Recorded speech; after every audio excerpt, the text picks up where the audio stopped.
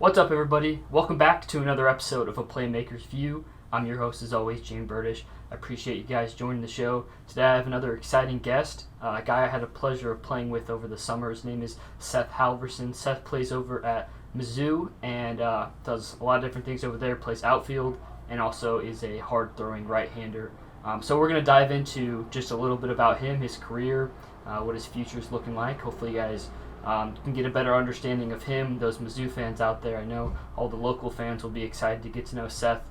He has a bright future. So I'm going to let him do more of the introductions and all that good stuff. But I hope you guys enjoy. And without further ado, here we go. All right, guys. So like I said, I have Seth Halvorsen joining me on the podcast today. Seth, thank you so much for reaching out to me and wanting to talk. First off, I want you to introduce yourself to the viewers. Obviously, you got a great story, so I just want to dive into who you are and all that stuff. Yeah, my name's Seth. I go to University of Missouri. I'm a two-way here. I play center field and I pitch. I went to high school at a very small 1A school in Minnesota. I played baseball my entire life. I love the game. I live in North Carolina now, where my family does.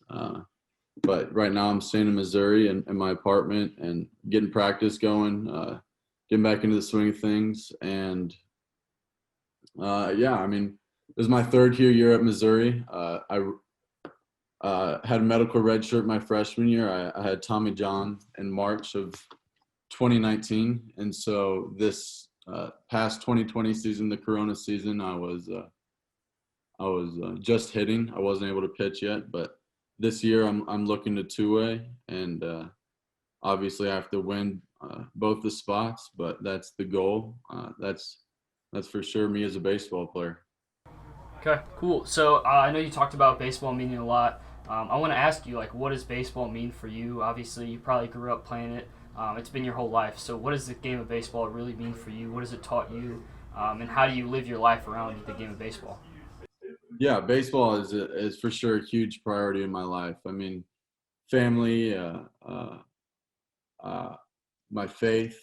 Besides that, baseball is really high up there. I've played my entire life since I could. I was a three-sport athlete in high school, but obviously I chose baseball, and baseball means a lot more to me than just a game. Baseball is a way uh, that I display myself to other people on and off the field.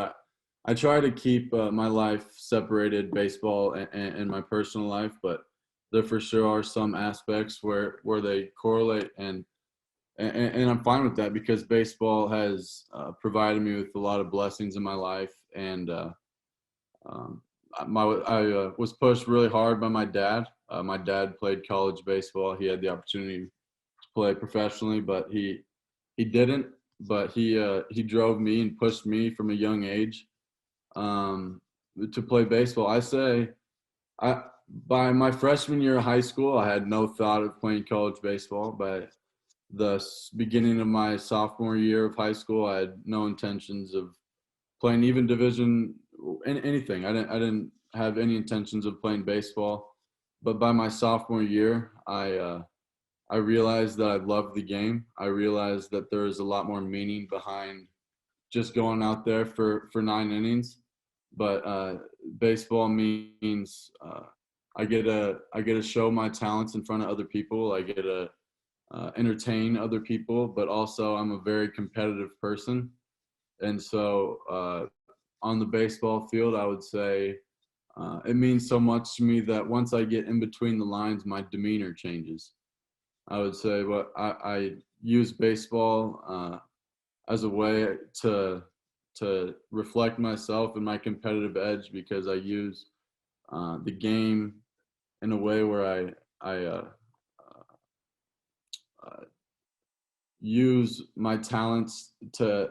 I'm a huge uh, advocate for a good team, and so I use my my personality, my characteristics in a way to where hopefully I do the best to my ability to make other people on the field feel like they're necessary, and which they are. Everybody on the team is necessary, and so baseball is a way uh, to basically it's a huge part of my life. It's way more than just a game for me. For sure. And like you said, I mean, you've been playing baseball for your whole life, and you've traveled a lot. And I've noticed, just looking over like your stats and all that, you've been ranked as Mr. Baseball in Minnesota and places like that. What is the traveling aspect and having those teammates, those coaches, besides just having the baseball in your hand and playing the game of baseball? What is it like to just be a part of a team for you?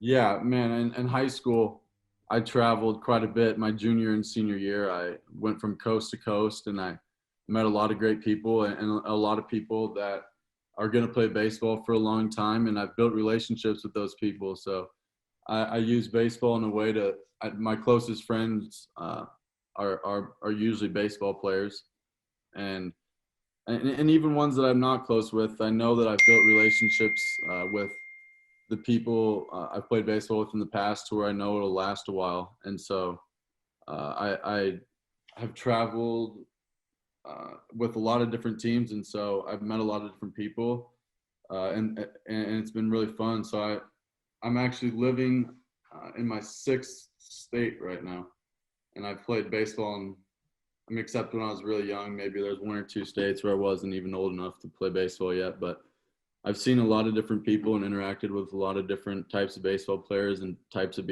people in the baseball field. So I'd say that's helped me grow as a person too in my life. For sure. One question, I kind of want to change the topic. You said you're living in North Carolina, correct? Or I guess the last place you were before Columbia was North Carolina. Correct. So why did you choose Mizzou, if you don't mind answering that? Was there something that stood out, coaching, the program itself, but where do you see yourself at Mizzou? You're probably a big part of the team, so why did Mizzou stick out to you? Yeah. So my sophomore year of high school, I played in a PBR showcase, and I hadn't had any or very many college looks before that. And then after that, I played well, and I got a few looks and offers, and Missouri stuck out to me. I was adamant about being a two-way in college. I was looked at a high school in the draft specifically as a pitcher, but I was adamant about if I were to go to college, I wanted to both hit and pitch. And so Missouri was a school that said from the get-go that they're wanting me as both a position player and a pitcher. And they told me, well, not they told me, but they're in the SEC as well. And so that was a big part. And there was other schools that just wanted me to pitch, but I had no intentions of going to a school where I just pitched. And so Missouri, when they reached out to me, I talked with the coaching staff, and their values and the way that they uh, build the culture is great. And obviously, there's no program in the world that's perfect, but I'm very satisfied with my fit in Missouri, and being a dual position is a big part in why I chose Missouri. Hmm. And that's not an easy thing to do. I wanted to ask you about that too. Is how that goes for you? Because obviously, during a practice, you can't be at both places at the same time. So, what has that been like for you?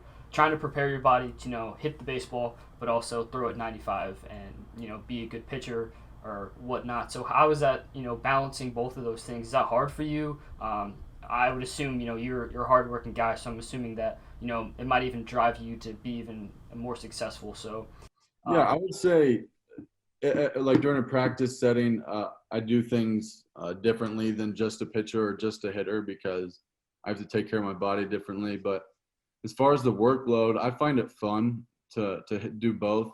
People ask me all the time, which one are you going to choose? And I said, and I always answer, I said whichever one I'm able to play in the major leagues, is because that's my goal, that's my aspiration, and so. I mean, yeah, sure, the workload, I might be doing more than if I was just doing one position, but I don't necessarily consider it work. I've been told by people many times that I'll never hit at a high level, and I use that as I don't necessarily need motivation from others, but I've definitely used people's words as motivation, and so I don't think of it as work. I think of it as, in a way, I want to prove people who watch baseball wrong, and the fact that I can hit and I can do both. But if I do end up just pitching and at the pro level or just hitting, I'd be just fine with that. But I love both positions. I love being on the field. One big thing that I really like to get out of this podcast is like a message for individuals and athletes at a younger age. Because for you, you've been through it. You know, you're a Division One baseball player. So, what would you say? Obviously, you know, you talked about your freshman year. You didn't even think about wanting to play baseball. What is a message for people who are just struggling to get over that edge of wanting to work? Because it does take a lot of work, and some people will fail to just like get past that edge and want to put the work in. So what was the motivation for you? I know you said you had people who didn't think you could do it. So what would you say for people who are looking for that message or that motivation? What would you say is a good piece of advice for them? Yeah, I mean, one thing I would say to myself in high school, or early high school, or whatever time in high school, or even at a younger age, I probably would have told myself, do what you love to do. I don't, if you love baseball, then put all your eggs in that basket. If you ask me right now, what my job is going to be in the future, I'd tell you a baseball player. I don't necessarily have a backup plan because my eggs are all put in this first basket. I've told myself, I've told the people around me that I've practiced and I've trained and I've built my life around baseball, and so that's the career that I want to have. And so if I'm in high school, I wasn't my freshman, sophomore, and I would even say my junior year of high school, I wasn't driven even a little bit. I took baseball for granted. I relied on my athletic ability. I could have been a much better player at a much younger age. I've developed later because I didn't realize that I loved baseball. So I would say really search in yourself at a young age if you can, and know if baseball is something that you want to do for a long time, and if it is, you're going to have to make sacrifices, and it's not easy. I've gone through ups and downs. I've been injured. I've been told things. And everybody has, every baseball player, not even just baseball, if anything in life. If you want to be an accountant, be an accountant, but do something on the field that you love, and work hard at it and put every last bit of your energy into doing that. So one thing, obviously, like when you take that commitment, it takes a lot of sacrifice, like you're talking about. So what kind of things do you think you sacrifice? I know you can go out and party, but I'm sure you choose not to do that. What do you when people who say I just want to party and have a good time instead of committing myself? What do you think is a reward of that? Obviously, you love this game and you want to keep playing it, but does that sacrifice in your eyes pay off if people a lot of people regret not being able to go out and do stuff because they were working so hard on a sport or some other commitment. So in your eyes, has that really paid off for you? Yeah, I mean, in my eyes, I would say I've realized now at the time of my life, partying isn't something that's going to help my baseball career, and so and personally, I find it repetitive, and so it's not something I do. So that's just one sacrifice, and in my eyes, that's not even necessarily a sacrifice. It's just something I don't do because it's not going to help me pursue my baseball career. I would say other sacrifices I make are relationally. I'm a big people person. I love talking to people, build relationships, getting to know people, but I definitely don't go out of my way so I can be around people. I stick in my own thought. I'm independent in a way to where I know what I want, but I love encouraging people. I love building relationships with people when it's necessary, or not even necessary, but when it's available. And that's a sacrifice for me. I think if I wasn't in baseball, I would uh, be more intentional about being around more people. But I uh, I know what I want for the future, and so I know how I need to display myself at my age now in order to be what I want for the future. So that I think, in my eyes, that's a sacrifice for me now, in my life. And if someone wants to play baseball and party every weekend and they find that enjoyable, cool. I'm not going to go out of my way. I might say something once and then you keep doing it. I'm not going to say anything. That's your choice. And I think people that put something other than baseball as a priority, I think they're not going to play the game for a long time. I think they could rely on their talents for only so long, and then it's going to eventually fade away. If you don't have a passion for it, if you don't have a love for it, don't play it. So obviously, I want to end with this. There's a lot of great messages. I want to thank you for coming on because you share a great message. I think a lot of people sometimes don't realize how much work it actually takes to be great, and you're a great example of working hard, not just playing one position, but you're doing two different things, which is really unheard of a lot of times at the college level and even in the pros. So I want to just end with, do you have one role model or someone that you play for, something that you play for, just when you go out on that field? If I were to compare to an MLB player, uh, I wouldn't say I compare my game to these people, but the two people that I enjoy watching and I take things from the most are probably Mike Trout and Javi Baez. Mike Trout for obvious reasons. I mean, in my opinion, I think he's one of the, if not the best baseball player to play the game all around. He's well rounded. And then Javi, he displays himself in a way to where he makes the game fun. That's how I play. I steal bases. I take risks. I show emotion on the field in a way to where it's gonna uh, obviously sometimes my emotions on the field get the better of me just because I'm competitive in that way, and so I might get aggressive on the baseball field. But for the most part, I'm going to use my emotion to play the game the hardest that I can. And so someone like Javi does that very well, and it's fun to watch him. It's electric to watch him, and I want when someone watches me play baseball, I want them to go away thinking that guy likes what he does, and that guy does things differently, and I don't necessarily, that's why I don't necessarily compare my game to somebody else, because I want my game to be mine. There's not necessarily a ton of players uh, like position wise like me. There's not necessarily a ton of people at a high level that do the same things that I do, and so I want to obviously I want to learn from people and coaches that I can. But one thing I've realized is that I'm my best coach, and that if I'm going to make it to the major leagues, I'm going to have tons of different coaches, but I'm going to have to gather information here and there. Like this summer, I had a different coach for the first time ever, and I told him once the season was over that he helped me in my mental game and my mechanics way more than he'll know, because I would pick up things throughout the summer, but I wouldn't necessarily vocally tell him that I picked up on something. It's just coaches here and there that, and obviously you're going to have coaches for a longer stretch of time than others, but it's the good coaches are when you take advice or take something that they do and adapt that and apply that to your own life. And so that's what I do. And those are the two players that I would say I look at most and want to take things from their game and apply it to mine. For sure. All right, that's a great message. Like I said, I really appreciate you having me on. I know you're willing to always help other people out. So for the viewers, I hope you guys get a chance to reach out to Seth. He's an amazing athlete, and I wish you the best of luck. For the viewers, hopefully you guys can learn, or you learned a lot more about him.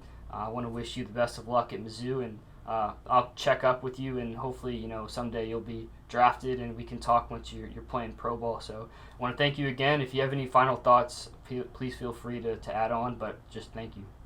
Yeah, I mean, Jayme, I didn't even, so I reached out to Jayme over Twitter, and I saw his page that was promoting college baseball, and I didn't necessarily take my time to look through his page, and I saw what he was doing, and I just wanted to send him a DM and encourage him or that I appreciated him promoting baseball, because I know it's not a super popular sport, at least social media wise. And so I just reached out to him and said, if you have any podcast ideas or you need someone, I'd love to go on. And so, I mean, I love talking baseball. So if there's anybody that ever wants to reach out, feel free to DM me, Instagram, Twitter.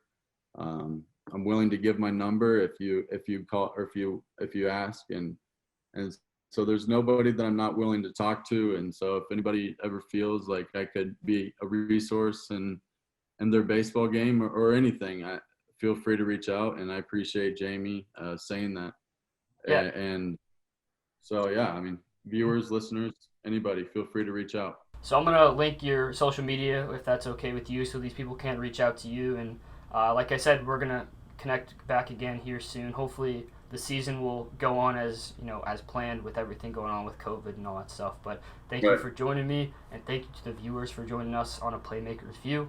We'll be back with you guys next week for another episode.